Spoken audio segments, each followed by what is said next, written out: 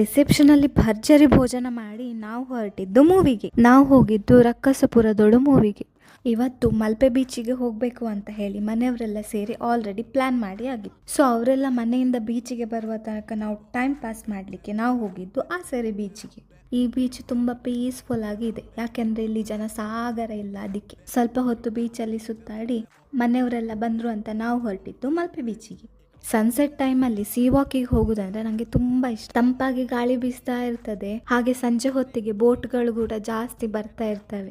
ಅದನ್ನು ನೋಡ್ಲಿಕ್ಕೆ ಎಷ್ಟು ಚಂದ ಆಗ್ತದೆ ಅಲ್ವಾ. ನೋಡ್ತಾ ನೋಡ್ತಾ ಸನ್ಸೆಟ್ ಆಗಿದ್ದೇ ಗೊತ್ತಾಗ್ಲಿಲ್ಲ. ಆಮೇಲೆ ನಾವು ಹೊರಟಿದ್ದು ನಮ್ಮ ಅಮ್ಮನ ಮನೆಗೆ. ನನ್ನ ಫೇವ್ರೆಟ್ ಫಿಶ್ ತಗೊಂಡು ಬಂದಿದ್ದ ನನ್ನ ತಮ್ಮ, ಹಾಗೆ ನನ್ನ ಚಿಕ್ಕಮ್ಮ ಪಾವ್ ಭಾಜಿ ಕೂಡ ಮಾಡಿದ್ರು. ಅಮ್ಮ ಫಿಶ್ ಸಾರು ಮಾಡ್ತಿದ್ರೆ ಹುಡುಗರೆಲ್ಲ ಸೇರಿ ಫಿಶ್ ಫ್ರೈ ಮಾಡ್ತಾ ಇದ್ರು. ನಮ್ಮ ಚಿಕ್ಕಪ್ಪ ಕೂಡ ಸಣ್ಣ ಹುಡುಗರ ತರ ಇವ್ರ ಜೊತೆ ಎಲ್ಲ ಸೇರಿ ಎಂಜಾಯ್ ಮಾಡ್ತಾ ಇದ್ರು. ನಮ್ಮ ಕಸಿನ್ಸ್ ಎಲ್ಲ ಬಂದಿದ್ರು. ಹಾಗೆ ಎಲ್ಲರೂ ಒಟ್ಟಿಗೆ ಕುತ್ಕೊಂಡು ಗಮ್ಮತ್ತಲ್ಲಿ ಮಾತಾಡ್ತಾ ಗಡದ್ದಾಗಿ ಬ್ಯಾಟಿಂಗ್ ಮಾಡಿದ್ವಿ.